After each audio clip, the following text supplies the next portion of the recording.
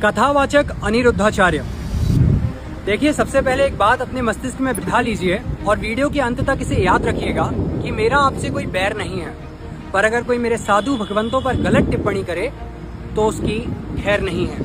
क्या कहा था आपने? जो जैनियों के गुरु हैं वो निवस्त्र क्यों रहते हैं? निर्वस्त्र नहीं रहना चाहिए, हमारी जो परंपरा है।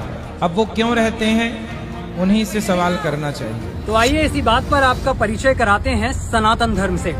ऋग्वेद में एक श्लोक आता है, ओम नग्नम सुधीरम दिग्वाससम ब्रह्म गर्भम सनातनम मुपेति वीरम पुरुष मरहंत मादित्य वर्णम तमसः पुरस्तात् स्वाहा, जिसका अर्थ होता है कि मैं धीर, वीर, गंभीर, सनातन, दिगंबर और ब्रह्म रूप आदित्य वर्ण वाले अरिहंत परमात्मा की शरण को प्राप्त होता हूँ। एक मिनट, और क्या कहा था आपने? वस्त्र होकर के हमारे यहाँ स्नान किया था गोपियों ने, तो भगवान ने वस्त्र चुराकर ये प्रेरणा दी कि आपको निर्वस्त्र नहीं रहना चाहिए। अच्छा, आप जिन श्री कृष्ण की बाल क्रीड़ाओं का अर्थ का अनर्थ करके प्रस्तुत कर रहे हैं, उन श्री कृष्ण ने अपनी परिपक्व ज्ञान की अवस्था में यानी कि महाभारत में कहा, आरोहस्व रथम पार्थम गांडीवम करे गुरु निर्जिता मेदिनी मन्ये निर्ग्रंथा यदि सन्मुखे, यानी कि हे अर्जुन, अपने हाथों में धनुष लो और रथ पर सवार हो जाओ, क्योंकि मैं जानता हूँ कि जिसके समक्ष निर्ग्रंथ साधु दिगंबर साधु चले आ रहे हैं वह कभी हार नहीं सकता, उसकी जीत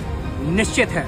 मुझे नहीं पता कि एक कथावाचक होने के नाते आपके अंदर इतना ज्ञान क्यों नहीं है, क्योंकि यजुर्वेद में आता है, ओम नमो अरहंतो ऋषभो, यानी कि मैं अरहंत नाम वाले ऋषभ देव को प्रणाम करता हूँ। आप 2 मिनटों के लिए अपने कपड़ों को उतार दीजिए तो आपके अंदर वासनाओं के भाव आ जाते हैं, पर एक दिगंबर साधु जिसने अपने वस्त्रों का सदैव के लिए त्याग कर दिया है, समस्त परिग्रह का जीवन काल के लिए त्याग कर दिया है, उनके साथ आप 2 साल भी बैठ जाएंगे ना तो आपके अंदर कोई विकार भाव नहीं आएगा। यह ताकत होती है एक निर्ग्रंथ दिगंबर अवस्था की। इसलिए तो आपके ही कुल के एक बड़े भाई ने कहा है, जैन धर्म के मुनियों की तपस्या पूरे विश्व के लिए शोध का विषय बनी। आपके दक्षिणामूर्ति सहस्त्रनाम ग्रंथ में लिखा हुआ है, शिववाच जैन मार्ग रतो जैनो जित क्रोधो जितामया, यानी कि जैन मार्ग में रति करने वाले जैनी क्रोध को और रोग को जीतने वाले होते हैं, और यह कहने वाले स्वयं शिव जी हैं। तो मुझे ऐसा लगता है कि चलो ठीक है, आपको हमारे शास्त्रों का ज्ञान नहीं होगा, पर अपने शास्त्रों का तो ज्ञान होना चाहिए ना आदरणीय। जिन महातपस्वी निर्ग्रंथ दिगंबर साधुओं की चर्या पर आपने एक प्रश्न चिन्ह खड़ा कर दिया, उनकी साधना का 1 घंटा आपकी जिंदगी भर की साधना, तपस्या और त्याग पर हावी है।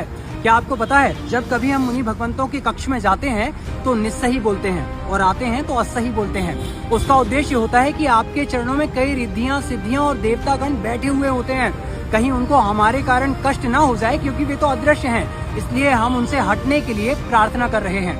आपका एक नगर पुराण है, उसमें आता है, 10 भोर जितेर विप्रे यत फलम जायते कृते मुने अरहत सुभक्तस्य तत्फलम जायते कलौ, यानी कि सतयुग में 10 ब्राह्मणों को भोजन कराने का जो फल प्राप्त होता था, कल युग में वही फल एक दिगंबर जैन मुनि को आहार कराने से प्राप्त होता है। मैं ये सारी चीजें आपको इसलिए नहीं बता रहा हूँ कि मेरे अंदर ज्ञान अधिक है, बल्कि इसलिए बता रहा हूँ कि ऐसी गलती आपसे पुनः ना हो।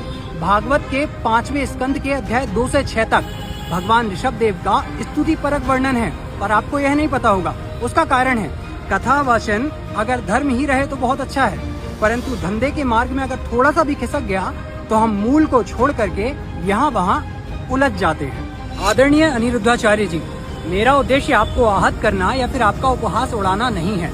बहुत सारी वीडियो क्लिप्स थी जो मैं देख रहा था, जिनको यहाँ पर अगर मैं ऐड कर दूंगा तो आपका मजाक भी बनेगा और बहुत सारी चीजें विपरीत भी जाएंगी, पर मेरा उद्देश्य तो सिर्फ इतना सा है कि जब एक पिता को कुछ कहा जाता है तो उसका पुत्र शांत नहीं रह सकता, और यदि वह शांत रहता है तो वह कायर है। तो फिर तो आपने मेरे माता पिता से बढ़ करके मेरे धर्म के लिए कुछ कहा है, और मैं अपने राष्ट्र और अपने धर्म से आगे किसी को नहीं मानता। तो बस इतना सा निवेदन है आपसे कि हमारे मुनि भगवंतों के विषय में जो टिप्पणी आपने की है, उसके बदले में आप वैसे ही खुली मंच से लाखों भक्तों के बीच में क्षमा मांगे, क्योंकि त्रुटि हुई है तो क्षमा मांगना चाहिए। आपका एक ग्रंथ है शिव पुराण, उसमें आता है, अष्टषष्टिषु तीर्थेषु यात्रायाम फलम भवेत श्री आदिनाथ देवस्य स्मरणे नापि तद भवेत, यानी कि 68 तीर्थों की यात्रा से जो फल प्राप्त होता है, मात्र आदिनाथ भगवान के नाम लेने से उतना ही फल प्राप्त होता है। यह इसलिए बता रहा हूँ क्योंकि जिनके विषय में आप गलती करने जा रहे थे वह कोई सामान्य नहीं है।